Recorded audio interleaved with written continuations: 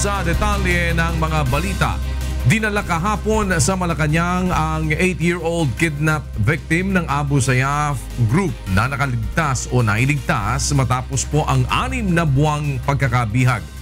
Kasunod dito ay pinag-utos ni Pangulong Rodrigo Duterte ang patuloy na military operations laban sa teroristang grupo.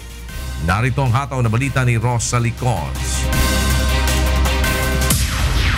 Iprinisenta ni Presidential Peace Advisor Secretary Jesus Duresa kay Pangulong Rodrigo Duterte ang 8 taong gulang na batang lalaki na nailigtas ng mga otoridad mula sa Abu Sayyaf. Dinukot ang bata at ang kanyang mga magulang sa Payao, Zamboanga, Sibugay noong August 2016. Ayon kay Duresa, pinalaya ang mga magulang pagkatapos na magbayad ng mahigit sa 1 milyong pisong ransom noong nakalipas na taon, subalit hindi pinakawala ng bandidong grupo ang bata.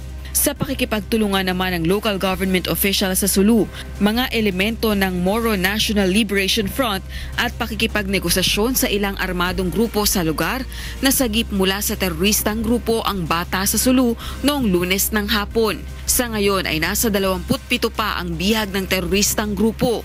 Kasabay nito, ipinag-utos naman ni Pangulong Duterte ang pagpapatuloy sa maigting na military operations at paggamit ng air assets sa pagtugis sa ASG. There's no other way to do it except there's a military operation going on. And I would like to assure everybody that for as long as there is the violence being perpetrated, the Republic of the Philippines will continue to with its military operations.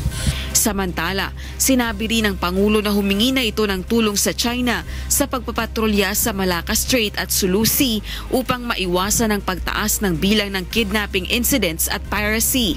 Gayunman, wala pang tugon rito ang China. So international, sabi ko sa China, if they can contribute sa patrolling, kasi ang might ng China in terms of sea power, it's a huge one.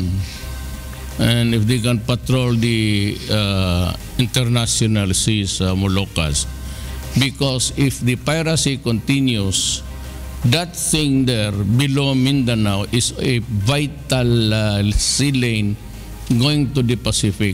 Aminado rin ang punong ehekutibo na nangangailangan pa ng karagdagang kagamitan ang militar tulad ng helicopters at patrol vessels upang magamit sa kanilang operasyon laban sa mga bandido at teroristang grupo. Humingi naman ang paumanhin ng Pangulo sa Germany at sa mga kaanak ng German kidnap victim na si Jürgen Kanter dahil sa nangyayaring pagpaslang at sinabing ginawa ng pamahalaan ng lahat upang mailigtas ito, ngunit hindi maaaring ibigay ang demand na ransom. Tiniyak naman ng Pangulo na hindi titigil ang pamahalaan sa massive operations laban sa ASG.